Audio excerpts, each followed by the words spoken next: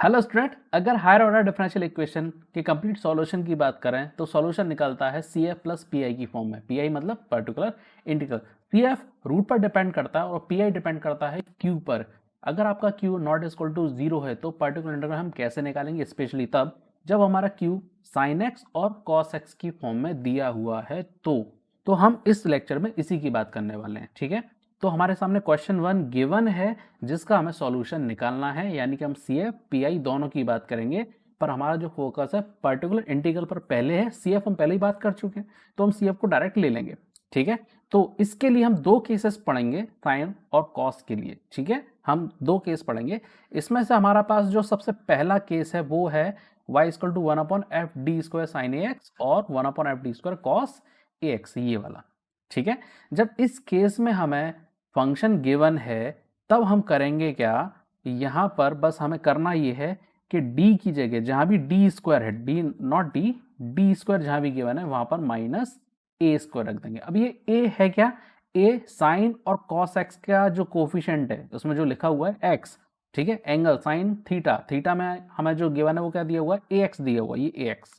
ठीक है, तो इसमें ये जो कोफिशिएंट है इसका, इसको हमें माइनस ए स्क्वायर में पुट करना। अब यहाँ ध्यान देने वाली बात यह है कि यहाँ पे हमें माइनस ए पुट करना है, माइनस ए का होल स्क्वायर हमें पुट नहीं करना बिल्कुल भी। ये दोनों चीजें अलग अलग हैं। ठीक है, ये दोनों चीजें अलग अलग हैं।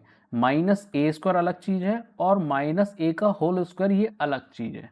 ठीक है, तो हमें पुट क्या करना है, माइनस का ए स्क्वायर डी स्क्वायर की जगह पुट कर देना, यानी कि इक्वेशन में जहां भी डी स्क्वायर आपको दिखाई दे वहां पर माइनस ए स्क्वायर आप पुट कर दें।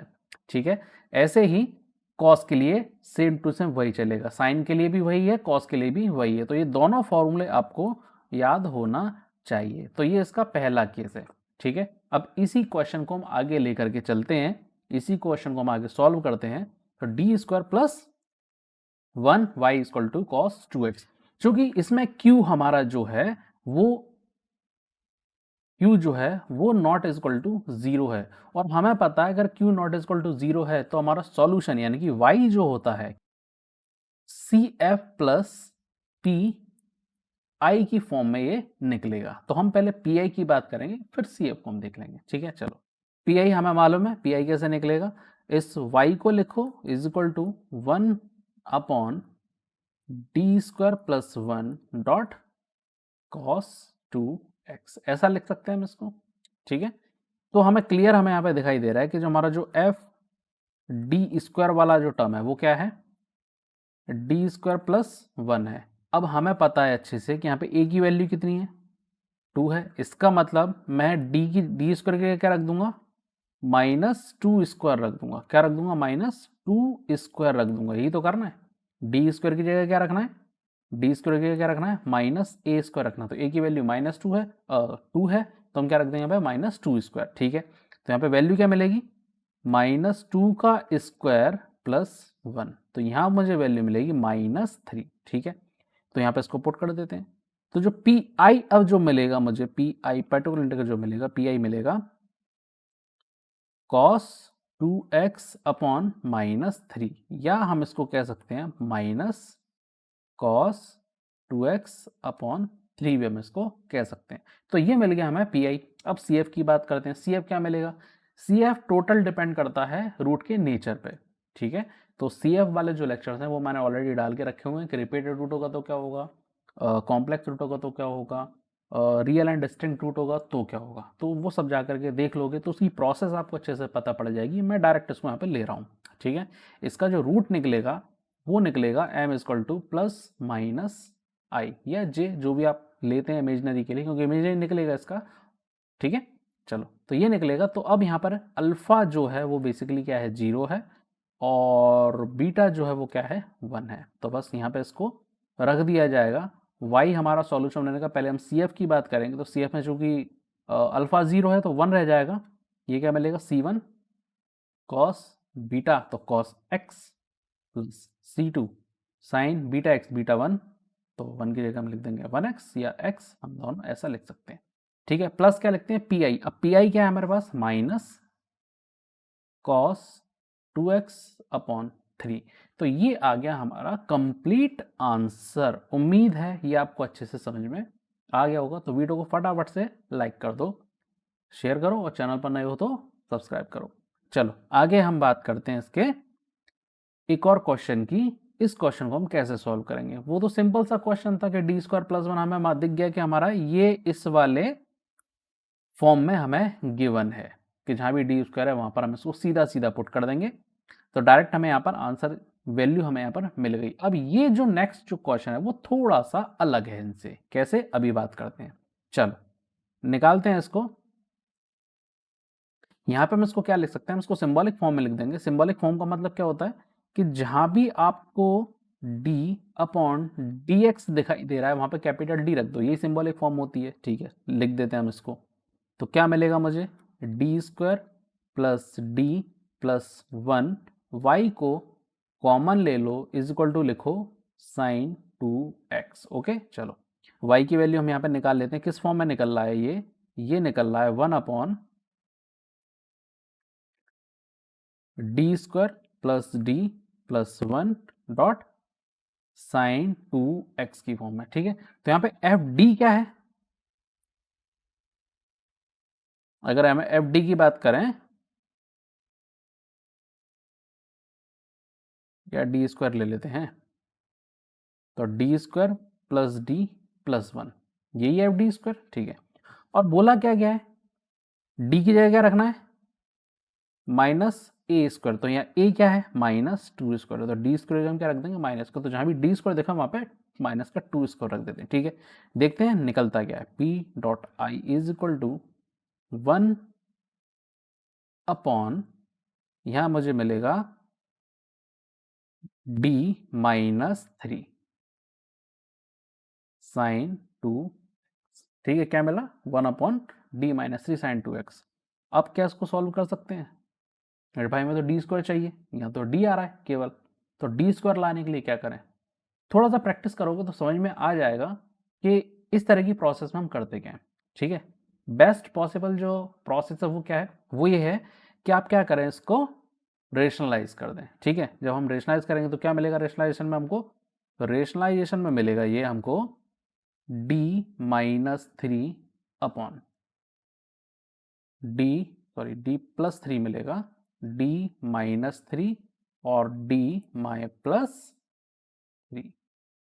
ठीक है, साइन 2x ये मिल गया। तो देखो जरा, अब हमारा जो डिफिकल्टी थी कि भैया डी स्क्वायर तो है ही नहीं, वो दूर हो गई। क्या मिल गया हमको? यहाँ से डी स्क्वायर माइनस 9 मिल गया साइन 2x। ठीक है, अब इसको आगे हम और इसको सॉल्व कर लेते हैं। सॉल्व करेंगे तो क्या मिलेगा यहाँ पर?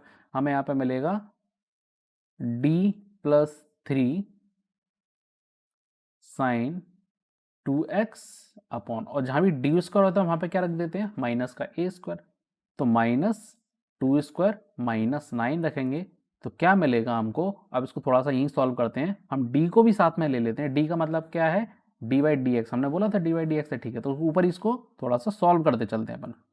D upon D x multiply कर दो तो साइन 2x हो जाएगा प्लस 3 साइन 2x हो जाएगा, और उसके पूरे के डिनोमिनेटर में क्या मिलेगा?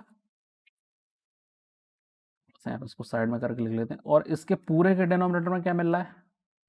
1 अपॉन 2 4 माइनस 9 माइनस 13 मिल रहा है। ठीक है, अब इसको आगे और सॉल्व करते हैं। माइनस 1 अपॉन 13, ये कितना मिलेगा?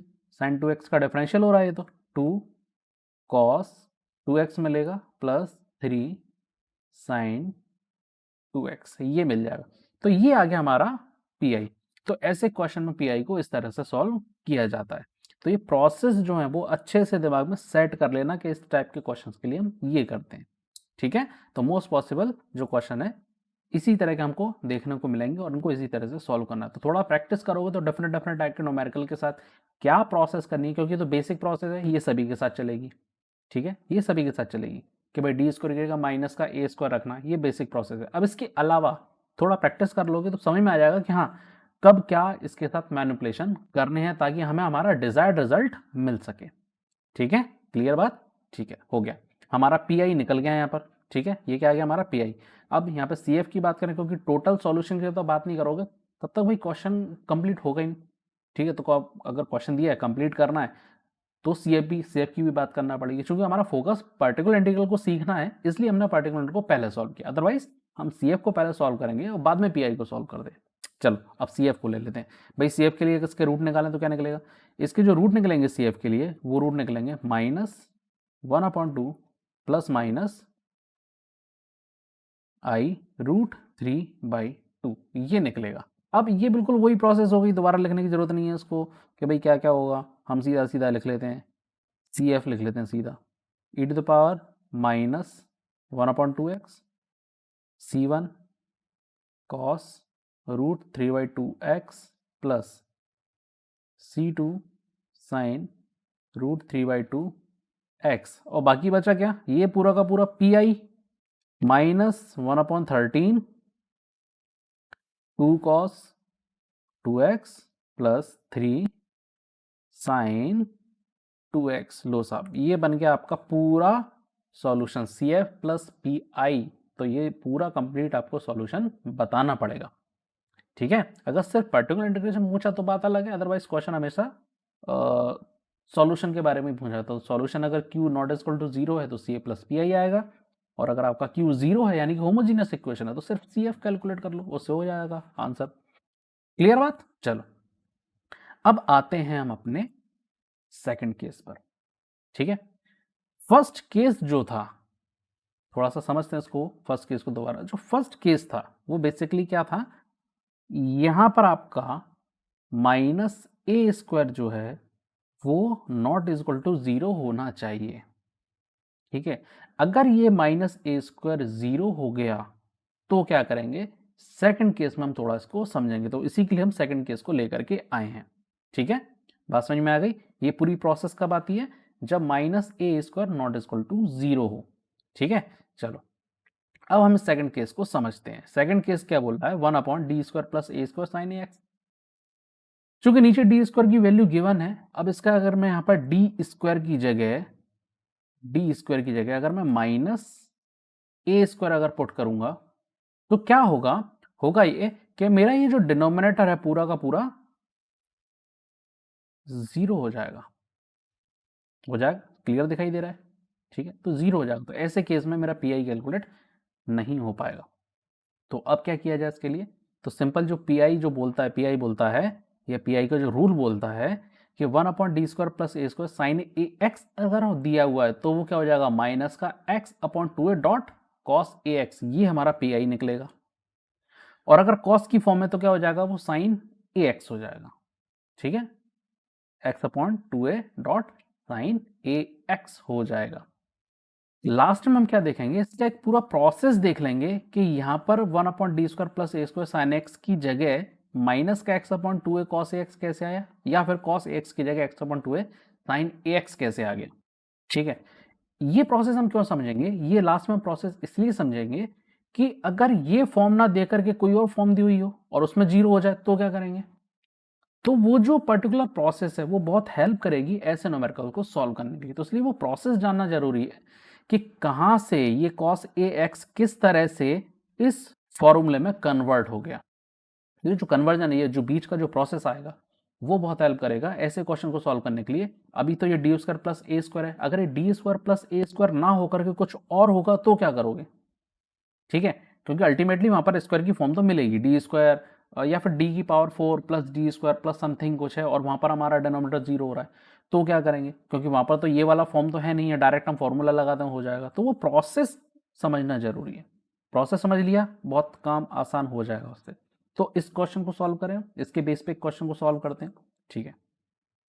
तो क्वेश्चन हमारे पास d² plus 4y equal to sine square x हमें यहाँ पे गिवन है।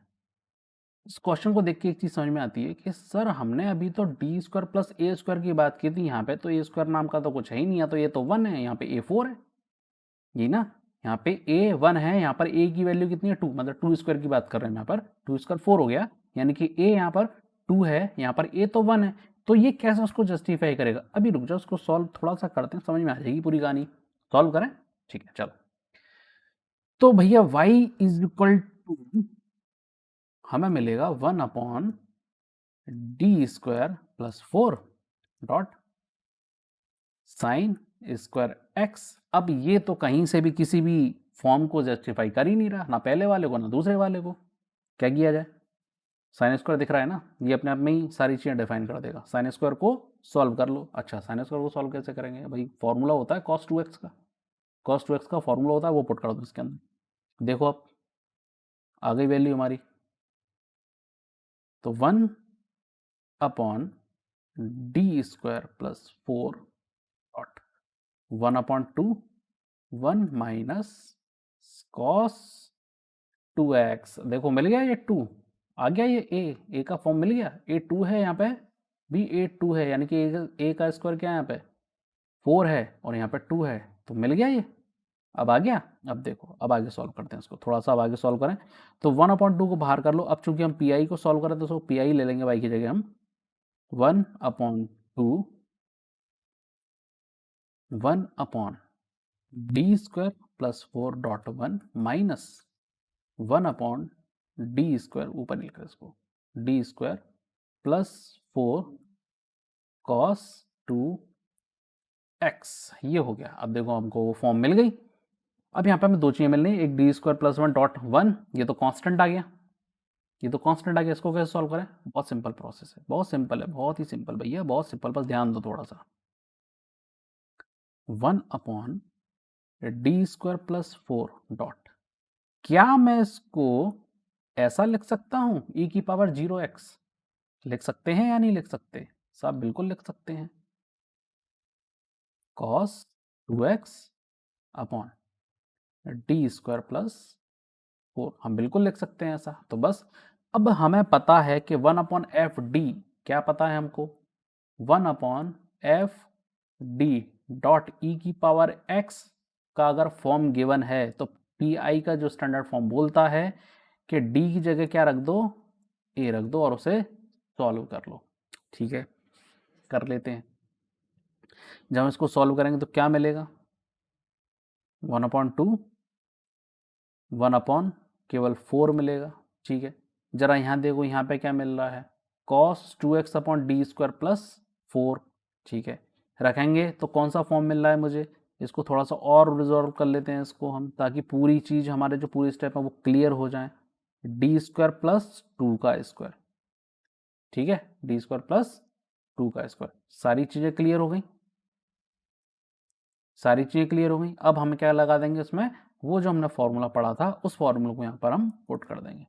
तो 1/2 1/4 माइनस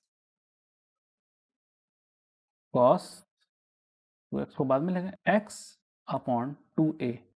2a मतलब 4 डॉट, कॉस की जगह के लिए तो फॉर्मूला देख लेते हैं एक बार।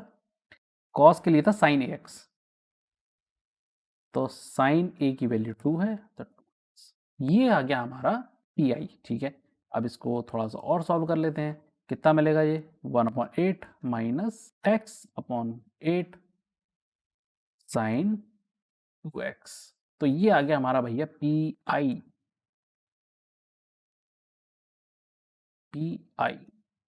ठीक है, कहानी क्लियर हो गई। अब यहाँ पर अगर सी एफ की बात करना है तो सी एफ रूट्स निकाल लेना। रूट निकाल करके जो उसकी स्टैंडर्ड फॉर्म है उस फॉर्म में उसको रख देना, प्लस पी आई कर देना, तो इसका सॉल्यूशन हमें मिल जाएगा। ठीक है, चलो अब हमने यहाँ पे बात की थी कि किस तरह से ये जो फॉर्मूला था ये किस तरह से cos x से sin x की तरफ कन्वर्ट हुआ, और वो प्रोसेस हमें जानना जरूरी थी कि ताकि हमें ये मालूम पड़ जाए कि अगर जीरो की फॉर्म की तरफ अगर ये जा रहा है या जीरो हो रहा है, f d² या f माइनस a² अगर जीरो हो रहा है, तो ये फॉर्म किस तरह से यहाँ पर डेवलप हुई। और उस फॉर्म की वजह से अगर कोई दूसरा क्वेश्चन अगर उसमें इस तरह का पूछा जाता या उससे थोड़ा सा अलग क्वेश्चन, इस फॉर्म से अलग क्वेश्चन पूछा जाता, तो वो प्रोसेस हमारी हेल्प कैसे करेगी, हमें वो जानना है। ठीक है, हम प्रोसेस की तरफ चलें। चलो नेक्स्ट प्रोसेस पे आ जाते हैं, या नेक्स्ट स्लाइड पर आ जाते हैं, प्रोसेस बोल रहा हूँ। ठीक है, चलो अब यहाँ पर हमें प्रॉब्लम जो गिवन है वो गिवन है d² + a²। हम cos को ले लेते हैं। ठीक है, हम cos को लेते हैं, cos ax। अगर मैं यहाँ पर रखूंगा तो ये जीरो हो जाएगा पूरा का पूरा डिनोमिनेटर। ठीक है, डिनोमिनेटर जीरो होना नहीं चाहिए, तो अब इसको जीरो होने से रोकने के लिए करें क्या? ठीक है, हमने एक फॉर्मूला पढ़ रखा है कि ई टू पावर आई थीटा क्या होता है, कॉस थीटा प्लस जे साइन थीटा होता है। ई की पावर माइनस आई थीटा क्या होता है, कॉस थीटा माइनस या जे या आई साइन थीटा। हमने आई लिया तो आई ले लेते हैं, ठीक है, आई थीटा होगा। अब यहां से कॉस ए एक्स का, यानी कि ए एक्स यहाँ पर क्या थीटा क्या है, ए एक्स बना रहा है, ठीक है। इसका मतलब मैं यहां पर इसको इस तरह से लिख सकता हूं, D square plus a square e to the power j a x plus E to the power minus j या आई ए एक्स अपॉन 2। ये आएगी वैल्यू। जब इसको सॉल्व करोगे, इन दोनों इक्वेशन को सॉल्व करोगे तो हमें cos ax ये मिल जाएगा, यहाँ से sin x भी मिल जाएगा या sin ax भी मिल जाएगा, ठीक है, ये मिल गया। अब यहाँ से हमारी बहुत सारी जो प्रोसेस है वो बहुत सिंपल हो गई, ठीक है। अब हम क्या करेंगे, 1/2 को पूरा का पूरा बाहर ले लेते हैं, क्योंकि डी स्क्वायर जो 0 हुआ है, अब इसको आप क्या करो, ई के साथ मल्टीप्लाई कर दो, यानी कि अब ये फॉर्म जो बनी वो किसकी बन गई, अब ये कॉस और साइन की फॉर्म नहीं रह गई, अब इस फॉर्म हो गई e to the power a x की फॉर्म। और e to the power x की फॉर्म बहुत सिंपल है सॉल्व करना, ठीक है। चलो आगे देखते हैं, 1/डी स्क्वायर प्लस ए स्क्वायर, यहाँ पे हम क्या लिखेंगे, dot e to the power i A x के साथ ज्वाइन करा देते हैं इसको हम,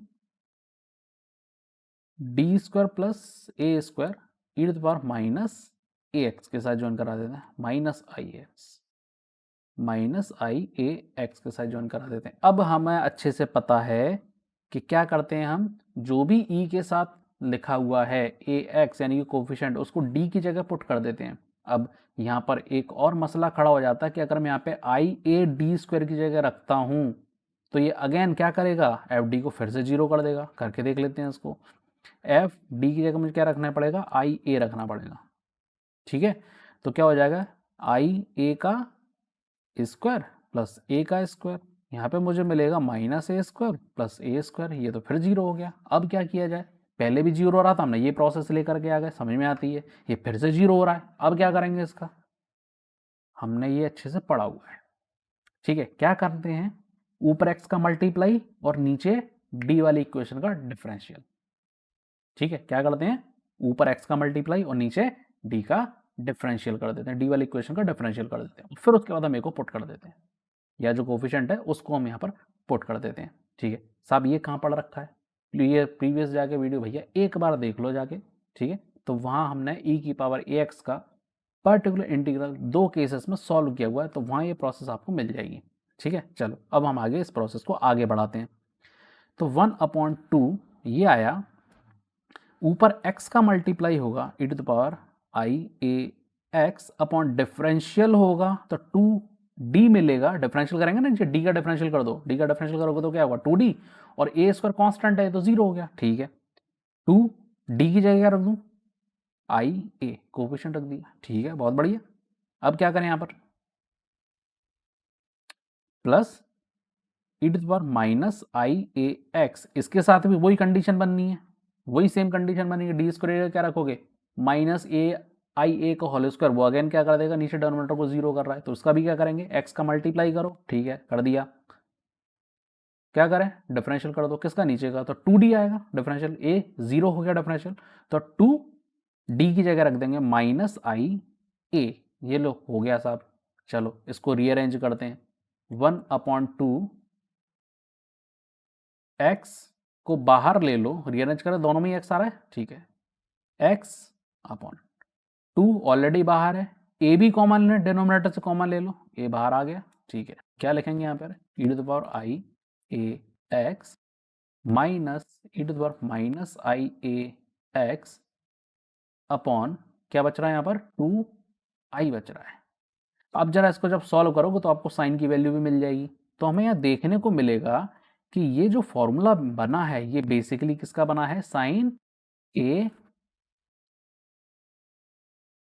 एक्स का बना है। किसका बन गया, ये साइन ए एक्स का बन गया, ठीक है, ये किसका बन गया, साइन ए एक्स का बन गया। तो इसी तरह से 1/d square plus a square cos a x, अगर डिनोमिनेटर 0 है तो ये x/2 है, साइन ए एक्स बन जाएगा। अब यहाँ पर ये प्रोसेस किसी दूसरे फॉर्म को सॉल्व करने में कैसे काम आ सकती है, अगर उसके साथ कॉस ए एक्स और साइन ए एक्स दिया हो, ठीक है, बस हमें ये वाली जो प्रोसेस है, ये वाली जो प्रोसेस हमें दी हुई है, इस पे ध्यान देना है कि कैसे भी करके साइन और कॉस को ई की फॉर्म में ले जाओ। जैसे ई की फॉर्म में आ गया, अब उसमें रूल किसका अप्लाई होगा? ई वाला रूल अप्लाई होगा, कॉस वाला नहीं होगा। ठीक है, तो अगर ये स्टैंडर्ड फॉर्म आ रही है तो फॉर्मूला याद रखो, अगर स्टैंडर्ड फॉर्म आपको नहीं दिख रही है तो ये प्रोसेस याद रखो। तो ये दोनों चीज़ें आपको याद रखना पड़ेगी। ठीक है, फॉर्मूला भी और प्रोसेस भी कि किस प्रोसेस से लेकर के आए। एक बार उसको रिपीट कर देते हैं। अगर मान लो डिनोमिनेटर कुछ और आता है, स्टैंडर्ड फॉर्म जो हमने पढ़ी है केस 2 में हमने जो पढ़ा है वो नहीं मिलता, कुछ और आता है और साथ में cos x और sin x मिलता है, तो हम क्या करेंगे, उसे sin x या cos x को ई की फॉर्म में लेकर के जाएंगे जो हमने यहाँ पर लेकर के आए हैं। अब वहाँ पर जो रूल अप्लाई होगा वो पूरी तरह से ई की पावर एक्स वाला रूल वहाँ पर अप्लाई होना शुरू हो जाएगा और डेफिनेटली कन्वर्ट होकर के वापस वो किस भी या तो साइन में कन्वर्ट हो जाएगा या फिर वो कॉस में कन्वर्ट हो जाएगा। ठीक है, तो ये इसकी एक सिंपल प्रोसेस है। तो फिर से एक अपील, वीडियो को लाइक करो, शेयर करो और हाँ, चैनल को सब्सक्राइब करना मत भूलना।